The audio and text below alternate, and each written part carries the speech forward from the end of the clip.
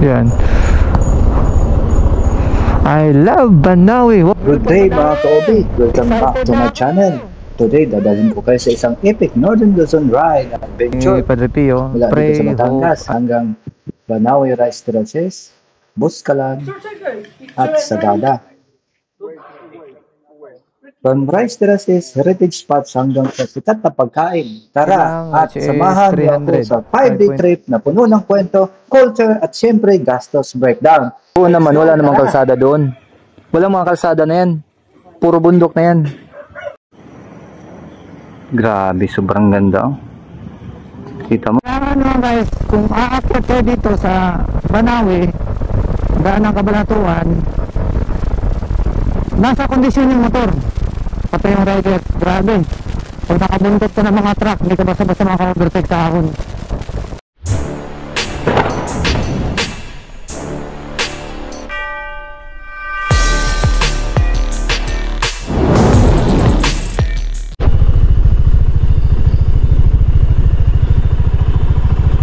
Time check 4:03, so nandito tayo sa Padre Pio. So hingi muna tayo ng gabay.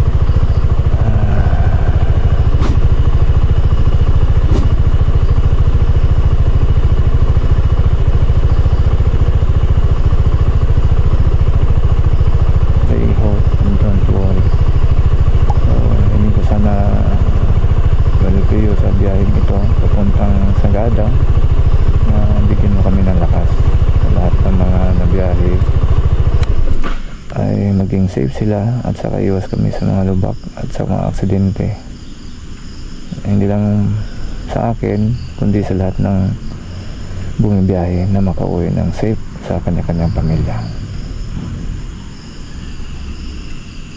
Nihiling ko po ito kay Padre Pio. So every adventure natin, kailangan natin manghingi ng gabay para maging safe tayo. So lagi itong ginagawa every long ride since from the start ng aking adventure. So sabi nga ni Padre Pio, pray, hope, and don't worry. Tara.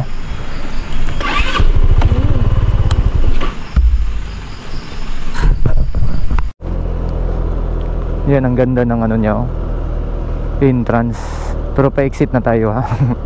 So yun nga, sabi ni Padre Pio, pray, hope, and don't worry. So madalas sa mga biyahe ko, ito ang starting point ko is Padre Pio ng Santo Tomas, Batangas. Maging safe tayo sa biyahe, kailangan talaga yon. So okay, balik na tayo sa ating adventure. Time check 4:10. Then babiyahe tayo ng nasa I think 11 hours total papuntang Banawi Rice Terraces bago tayo magsagada. Abot ng 13 hours. So sa bawat biyahe, mayroon tayong mga 30 minutes na additional every 3 hours. So ang total biyahe natin for the whole is nasa 14 to 15 hours from Santo Tomas, Batangas. So tara, enjoy natin, ride, explore, enjoy, and treasure the memories, mga ka-OB. Tingnan nyo yung truck, yung barrier, sumalpok sa barrier sa gitna. Mabilis ang takbo nito. Ito, nawala ng preno. Oh, grabe, bago lang, tinumbok yung barrier eh. Kaya pala traffic, lalo das rotunda nito ngayon. Ingat tayo mga ka-riders.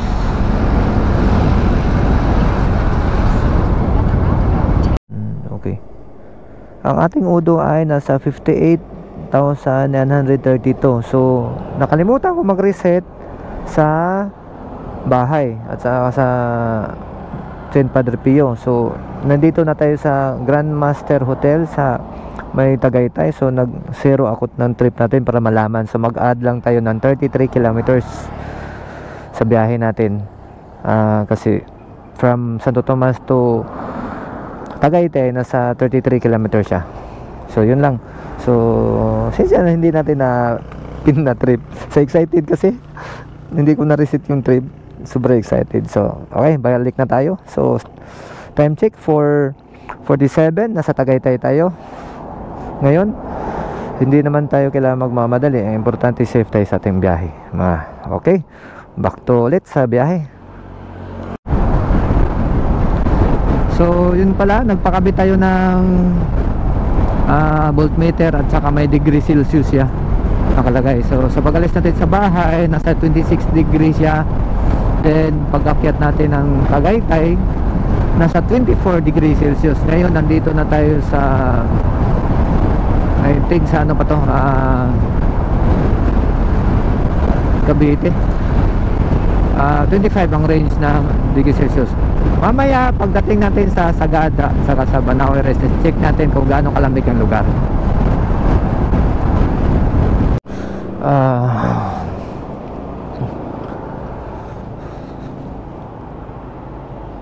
Ilang, which is 300, 5.38 liters. So time check 5:12.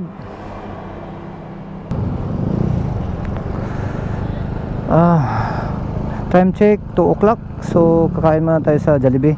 So nasa 10 hours na ang travel natin, 4 o'clock to 2 o'clock. So yan, malapit na tayo, 2 hours na lang.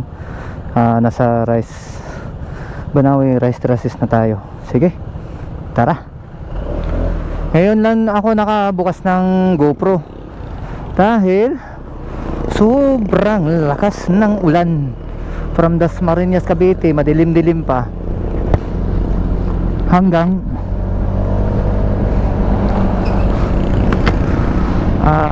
Bulacan, Nueva at Vizcaya. Bulacan at Nueva Vizcaya. So ang ganda ng kalsada dito sa Nueva Vizcaya. So maya kunti paakyat na tayo ng Banawe Rice Terraces.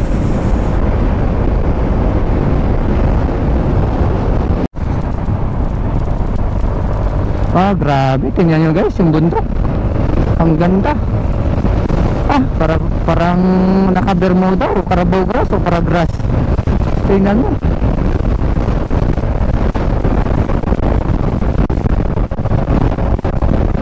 Grabe dito, kakaiba bawat lugar, kakaiba ang experience, kakaiba, mamamangha ka talaga. Ngayon nilabas na natin ang GoPro natin kasi ngayon lang to, wala nang ulan, walang ulan dito. 21 kalsada dito. After 10 hours na ating biyahe, dito na bumigay ang ating tapalodo. So kayang kumpunahin para balik naman tayo sa ating biyahe. Kaya hotdog, papakita ko sa inyo yung nasira. Ito, tapalodo natin bumigay. Tanggal yung tornilyo. Binalik lang natin. Lagyan, tapos sa kabila ganun. Okay na siya, ulit. Fix ko siya for only 2 minutes. Okay na ulit. So rata-rata na tayo. Kapag kaya na tayo dito mga 2 minutes lang, tapos dyan biyahe na ulit. Okay? Kaya na muna. Ang init. Hi, 1 hour and 30 minutes lang hintay. Time check 3 o'clock in the afternoon. Ganda na kalsada dito, malapad, straight. Kaya na, hindi bakingan. Iwan ko na pag-akyat natin, mga laman. Yan muna, mga Kobe. Welcome to Ifugao Province.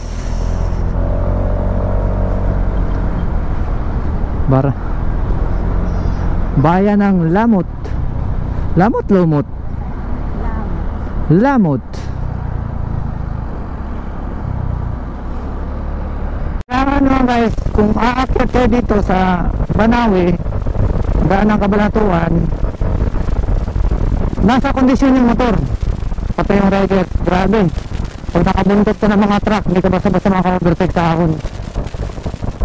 Parang mga ahas ng pilahan. Tsaka ang daming kurbada, hindi basta-basta. Kailangan siguraduhin na yung preno ayos. At saka yung pag ito bundok, magbaba na kayong bola sa mga scooter. Huwag na kayo mag-stocks straight 13. Yung combination ng bola ginamit ko ngayon ay nasa 9 grams tatlo, tapos 14 grams tatlo. Malakas siya sa gasolina pero pagdating sa ahon, no problem, sisiw. Sisiw na sisiw lang.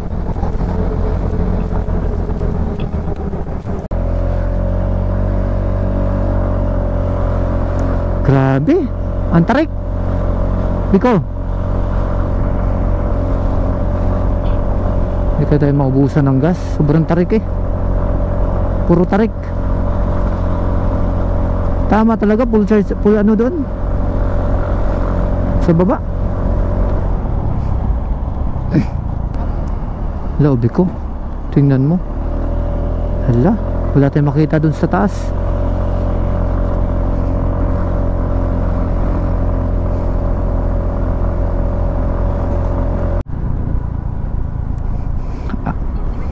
After 12 hours and 30 minutes, 12 hours and 30 minutes, so alis tayo. Nasa ano ngayon, time check 4:35. Andito na tayo sa Banawi. Welcome to Banawi. Wow, grabe. Welcome to Banawi. Day 1, unang stop natin ang Banawi Rice Terraces Arc. U-turn ako. Dito usually nagpipicture ang mga riders at turista. Pinapangarap Kasi gateway ito papuntang tinatawag na 8 Wonders of the World. Welcome to Banawi Arc na makikita sa munisipalidad ng Henyo, Banawi, Ifugao. Kakaiba ang klima dito. Laging may fog o sea clouds sa umaga at hapon. Dito sa oras na to, maramdam ko na ang lamig ng hangin at sea of clouds.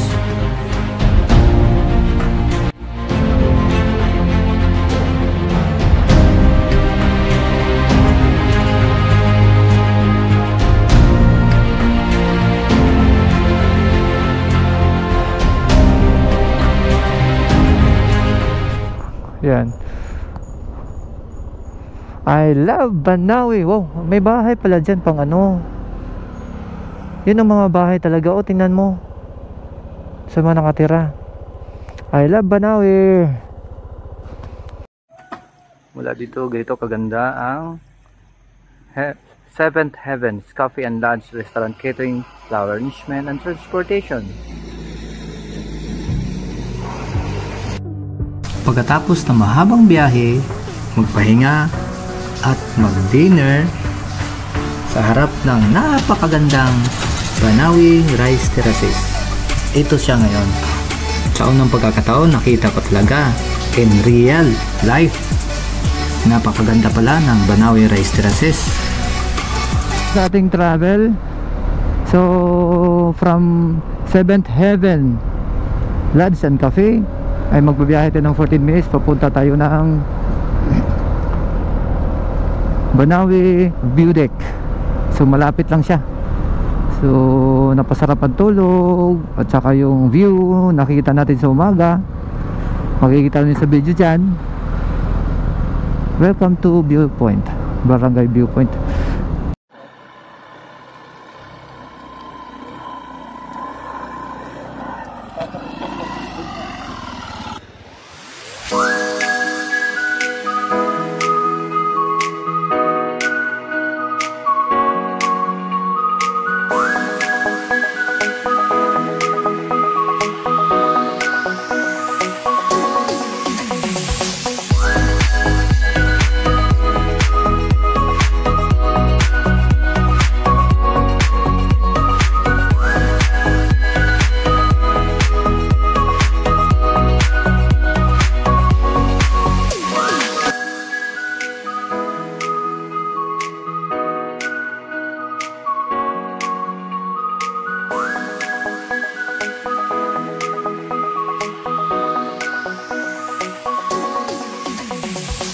Imagine, mahigit 2,000 years old na itong terraces na ginawa ng mga Ifugao gamit lang ang kamay at simple tools. Diba grabe ang dedication?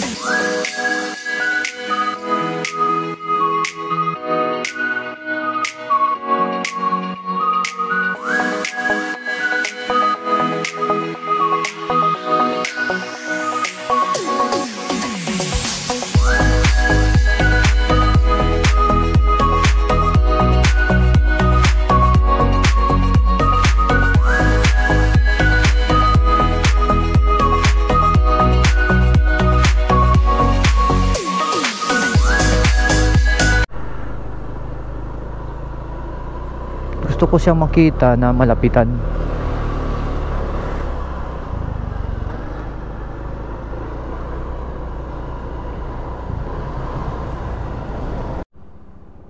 At dahil gusto kong mahawakan ang palay, pupuntahan namin ang Bangaan. Kaso, dahil walang signal dito, yun, naligaw na naman. Napunta kami sa Batad Rice Terraces View Deck. Batad 21 minutes lang daw. Dito lang din ang daan. Ayaw mag-on. Ayaw mag-on.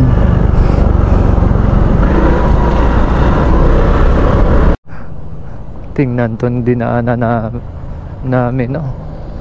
Tingnan mo yung dinaanan natin. Grabe. Bato tinapyasan.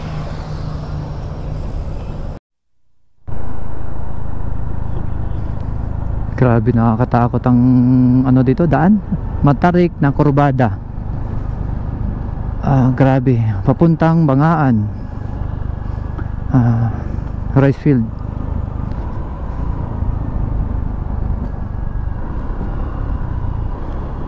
Para ding kung hindi siya green lang to, para siyang Cannon Road. So may experience, gusto ko may experience yung ano, palayan.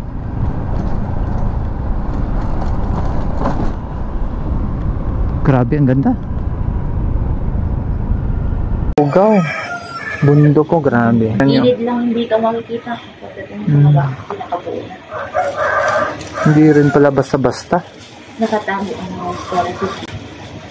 Sa portion na ito nakatago. Kung doon naman, wala namang kalsada doon. Walang mga kalsada na yan. Puro bundok na yan. Wala rin bahay ito. Grabe. Oh. Mas maganda sana ang buwan ng March. Yung target na Bangaan Rice Terraces ay napunta kami sa Batad. Ganito ang kalsada, sobrang tarik. Yun naman, pagdating namin sa viewpoint, na tanaw mo na yung Batad Rice Terraces, tanaw ko sa baba, sobrang lalim. Grabe. Sabi ko, nakakatakot. Andaan. Dandahan daw. So, konting ingat pag nabiyahe dito, papunta dito sa Batad. At saka ang oras naman ay nasa almost 4 o'clock na. Di ko na kaya siyang anuhin kasi maabutan tayo ng gabi sa ganitong area. Tingnan nyo naman, oh. Puro bundok at saka ito. Nakakatakot. So, hindi na ako tumuloy. Hanggang view deck lang ako. Tanaw ko sa baba. Yun daw ang pinakamalaking at pinakamaraming rice terraces.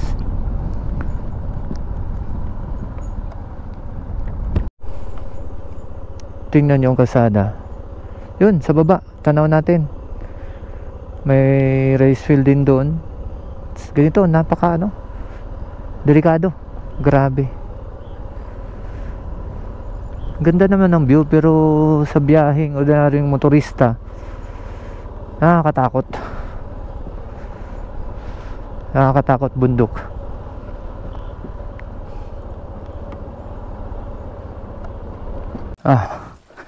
Ito.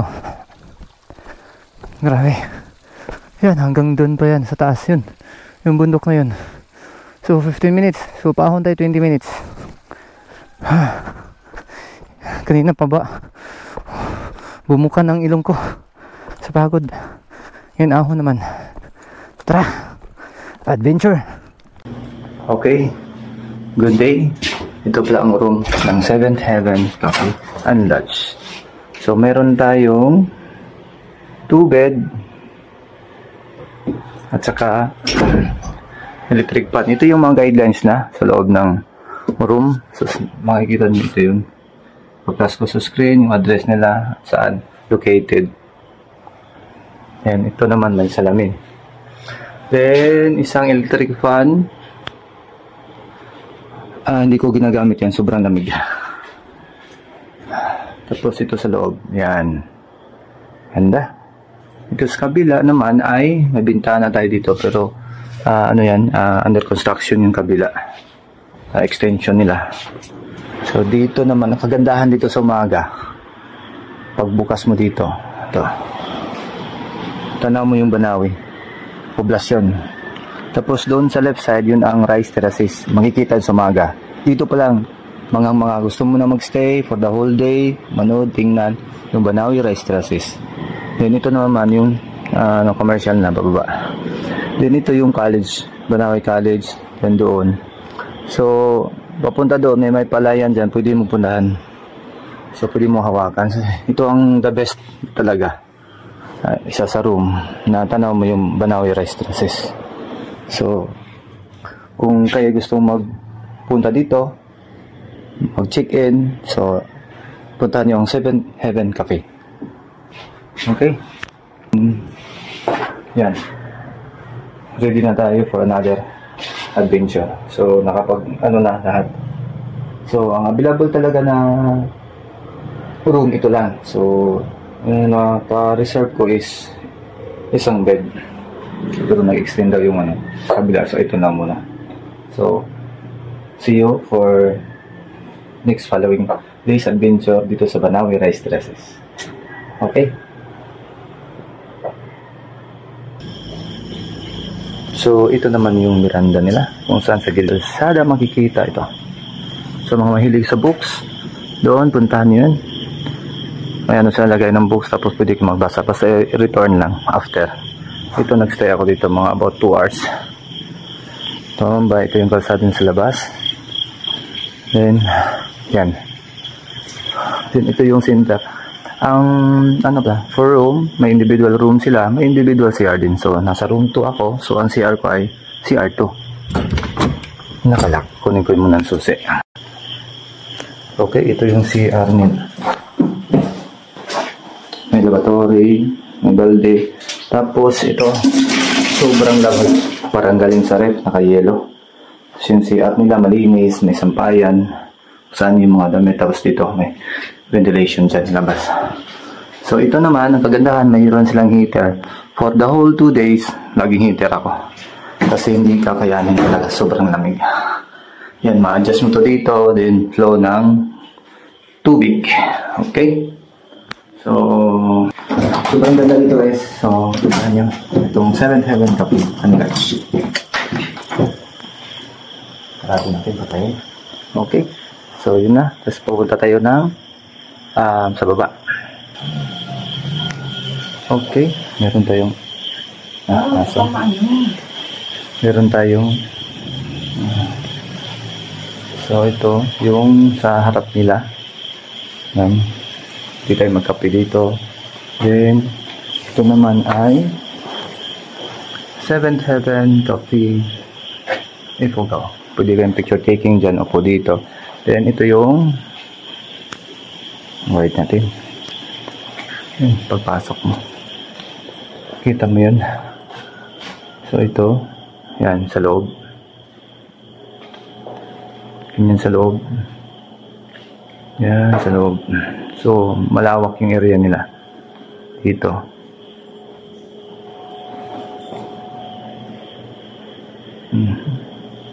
Tapos dito naman, pagpasok mo,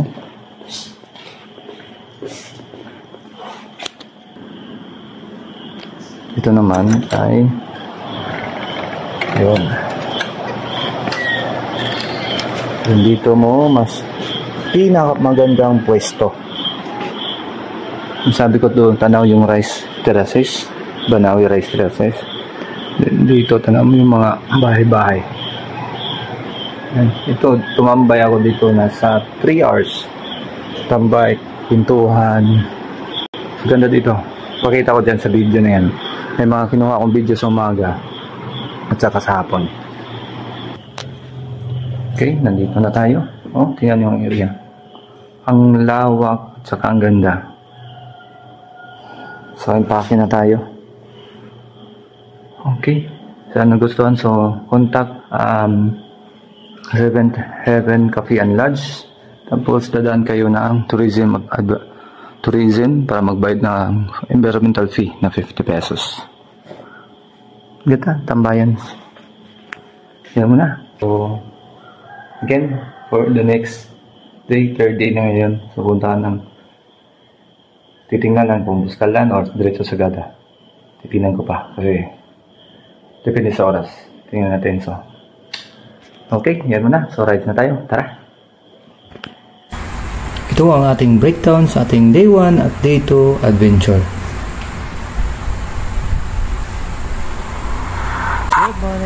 At kung nagustuhan mo ang aking video, don't forget to like, subscribe, and click that notification bell para updated kayo sa lahat ng mga videos na aking upload. Bye! So, ang degree pala ngayon is nasa 20 degree. Maybe kagabi is nasa 17 or 18. Sobrang lamig kagabi. So, ngayon palis na tayo. So, day 3.